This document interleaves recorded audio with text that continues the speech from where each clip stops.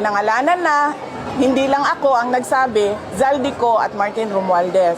Si Zaldico, hinayaan nilang umalis ng bansa. Si Martin Romualdez, hinayaan nilang mag-resign. Nag-resign naman na, so tapos na ang usapan. Ang Office of the President, involved sila sa kidnapping ni dating Pangulong Rodrigo Duterte.